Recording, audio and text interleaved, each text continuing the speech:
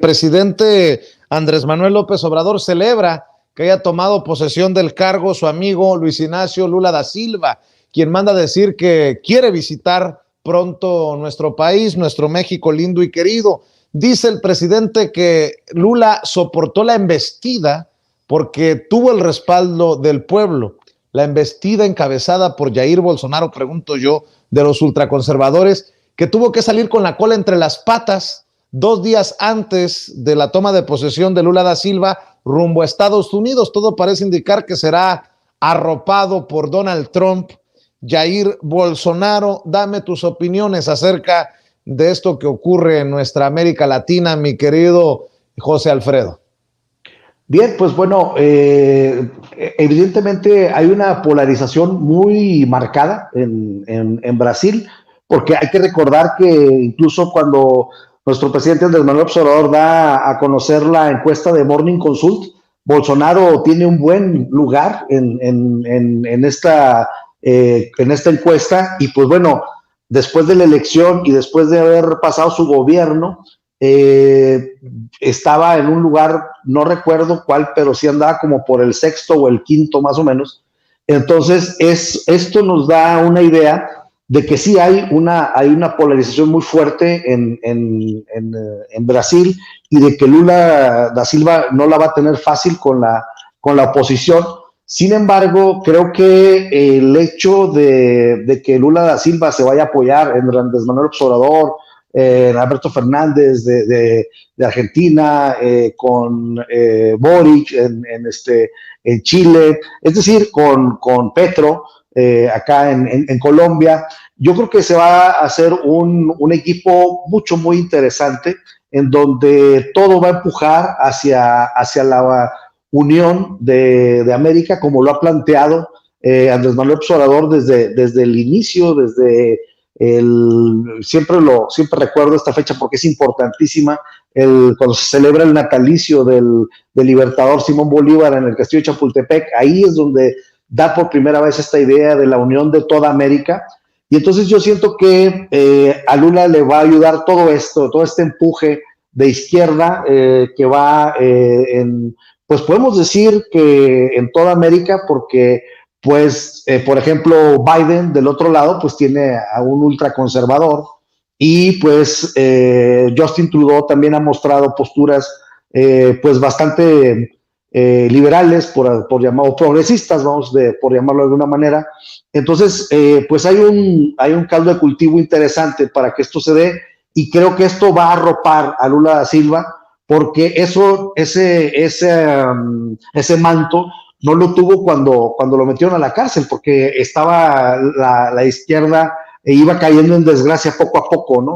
Con Dilma Rousseff, con la muerte de Kirchner, la muerte de Hugo Chávez. Es decir, hubo un bajón, ¿no? de esta avance de la izquierda en América, y creo que esto le va a ayudar a Lula da Silva, pero sí es importante que él luego de inmediato se vaya a atender al pueblo, porque es evidente que en las clases altas pues no hay inconformidad, y son los que le daban esta popularidad a Bolsonaro, que pues uno no entiende cómo puede tener esos grados de popularidad al salir solamente con la devastación del Amazonas. No tenemos para estar sorprendidos del grado de popularidad que tiene, pero yo siento que Lula da Silva va a saber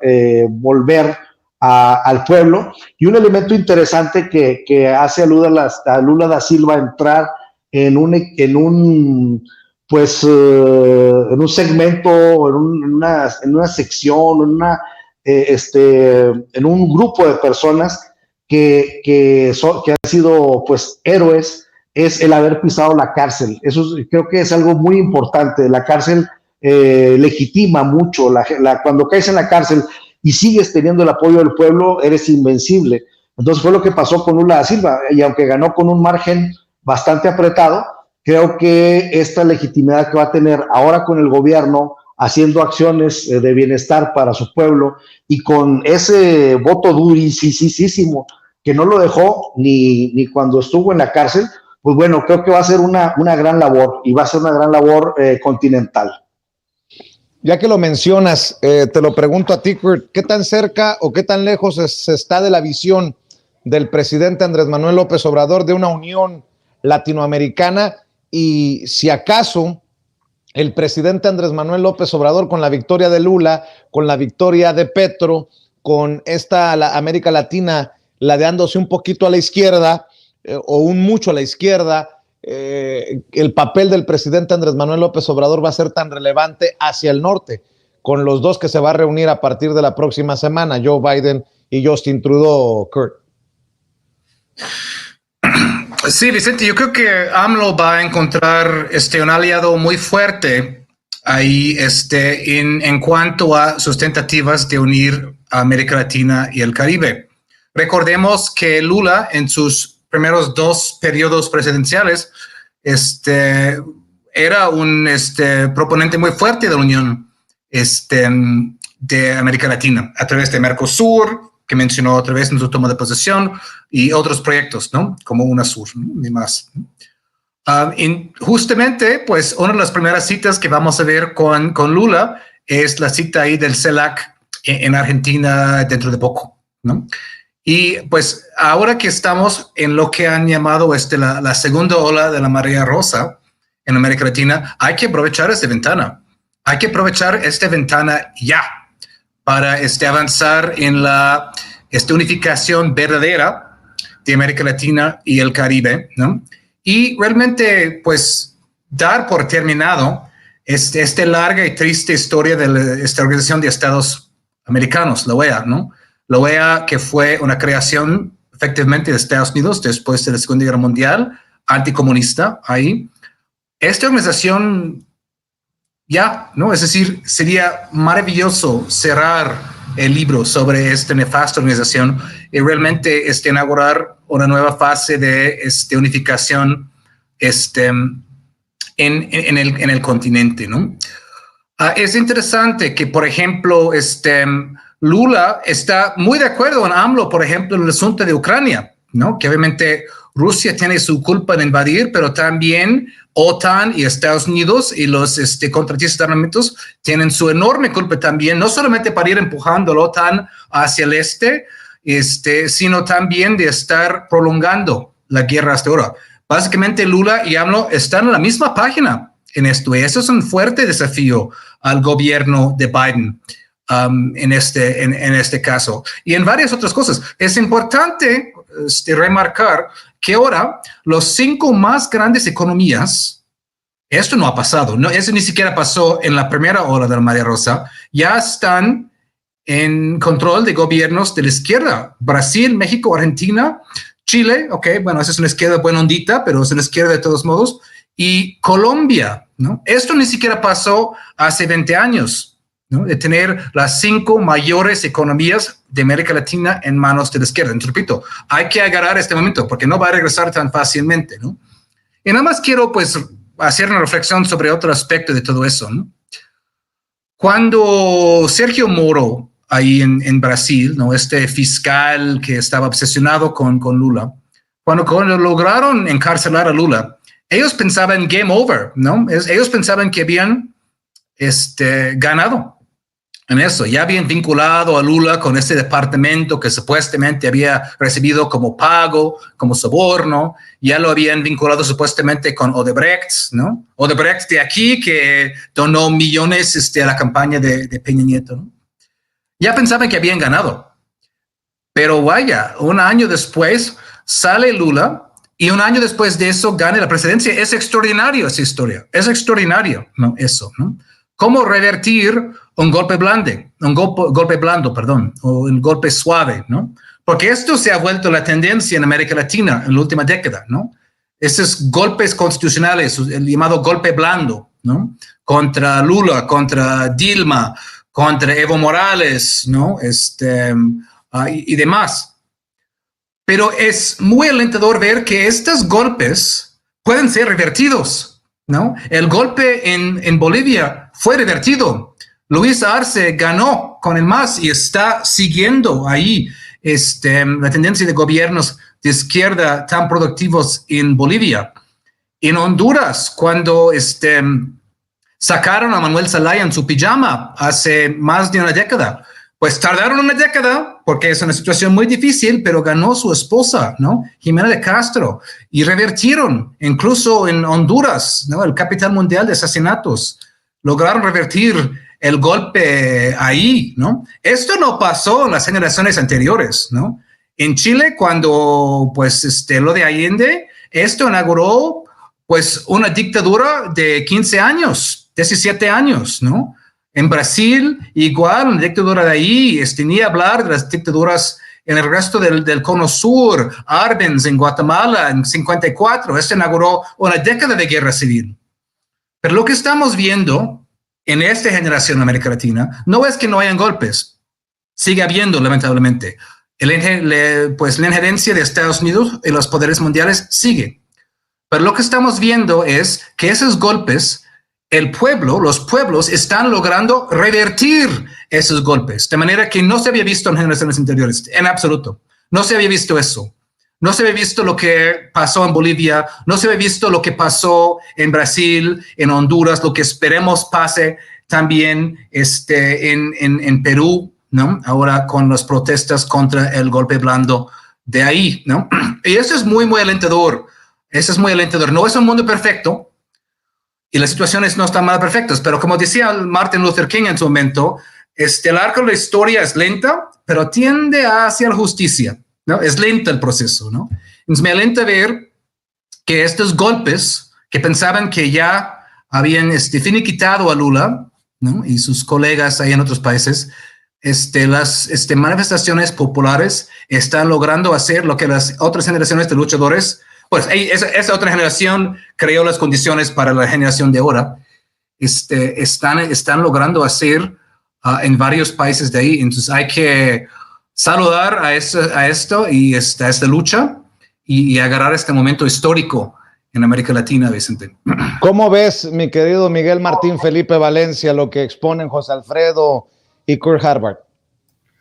Pues hay que añadir aquí que dentro de esta tendencia, lo que llaman la marea rosa o la marea roja de Latinoamérica, está la tendencia por parte de estas organizaciones de las que ya hemos hablado muchas veces, ¿no? Estas organizaciones que incentivan el lawfare y el golpe blando, pues la apuesta también está en redes sociales, acuérdense, con estos comunicadores, con estos, bueno, comunicadores o más bien que pues los van y los visten de expertos, ¿no? Los mandan a estudiar, por ejemplo, cuestiones como combate al terrorismo, como es el caso de Agustín Laje, lo mandaron a estudiar un máster en combate al terrorismo en Washington, gente como Javier Milei, como Gloria Álvarez, todas estas personas y algunos otros que están también en España. Hay que tener cuidado porque como ya vieron, que pues en México al menos se dio esta politización a partir de redes sociales, que mucha gente comenzó a consumir contenidos que tienen que ver con política y que cuando se dieron cuenta pues ya estaban involucrados en la agenda pública, pues también están haciendo lo mismo, le están metiendo muchísimo dinero a este tipo de analistas, a gente, les digo, como por ejemplo también Nicolás Márquez, que para que nos demos una idea, Nicolás Márquez es uno de los grandes negacionistas de los desaparecidos de la dictadura argentina. Cuando se habla de que fueron 30,000 muertos, pues se la pasa dando conferencias y escribiendo artículos Nicolás Márquez sobre que en realidad fueron de 2,000 a 5,000. Son gente que reescribe la historia en favor de los intereses empresariales de siempre. Son gente que está convenciendo a muchas personas de que los zurdos, los chairos, dependiendo de en qué latitud estemos, son lo peor que le puede pasar al planeta. Incluso fíjense que, por ejemplo, viendo los comentarios de algunos relatores cuando ganó la selección argentina el mundial, el reciente mundial, pues algunos estaban diciendo, gracias Dios mío, porque Argentina nos pasa todo, no nos sueltan los zurdos, no nos dejan avanzar los zurdos, pero al menos tenemos el fútbol, ¿no? Entonces, cuidado con todo ello. ¿Por qué? Porque la apuesta es también hacia un 2024, un 2030, donde los que todavía no pueden votar, pues ya puedan ejercer ese voto, pero a partir de todo ello de lo que se han alimentado en redes sociales, porque los contenidos de, por ejemplo, que tienen que ver con y pareciera que no está conectado, pero los contenidos que tienen que ver con el análisis de la cultura pop en YouTube, en Twitch, en Facebook, en todas estas plataformas, pues traen un contenido libertario, traen un mensaje libertario, traen un mensaje de supuesta condena al autoritarismo, de supuesta condena a aquellos que están en contra de la democracia y de las instituciones. Entonces, sin querer, aunque sean jóvenes que están consumiendo contenidos que tienen que ver con videojuegos, con Marvel, con DC, con el anime, pues hay gente detrás. Hay, digamos, todo un entramado como lo hubo antes aquí, que a lo mejor un poco más burdo, ¿no? Con Televisa, pero también hay una cierta línea editorial que viene por parte de los partnerships y de las networks, ¿no? De todos estos conglomerados nuevos de empresas dentro de lo digital que también pues están de cierta manera emparentadas, si no es que directamente financiadas por los mismos de siempre, por la USAID, por Atlas Network, por el Albert Einstein Institute, por Freedom Foundation. Entonces, ojo con todas estas cuestiones, hay que poner mucho ojo en el tráfico de redes sociales, porque creo que esta forma o la forma a la que le están apostando ellos de contrarrestar ideológicamente y de desgastar ideológicamente a estos gobiernos de izquierda ya no va a estar necesariamente en los medios corporativos, porque el público joven no está atento a los medios corporativos. El público joven está atento a estas plataformas donde hay mucho streaming, donde hay mucho contenido de cultura pop, y ahí es donde está inserto ese mensaje de condena a lo que ellos llaman el autoritarismo, de condena a los zurditos de mierda, que es como nos llaman a nosotros. Y pues creo que debemos de tener mucho cuidado en ese sentido, en cómo fluye esa información, pero pues también es interesante, ¿no? Meter esas cuestiones al análisis que antes no estaban. Es un factor totalmente nuevo. Estamos hablando de la politización temprana, si podríamos decirlo, prematura, de los jóvenes en favor de la derecha a través de los contenidos de la industria cultural. Creo que al menos dentro de mi trinchera hay mucho por analizar y escribir sobre este asunto durante este 2023, porque va a estar muy interesante.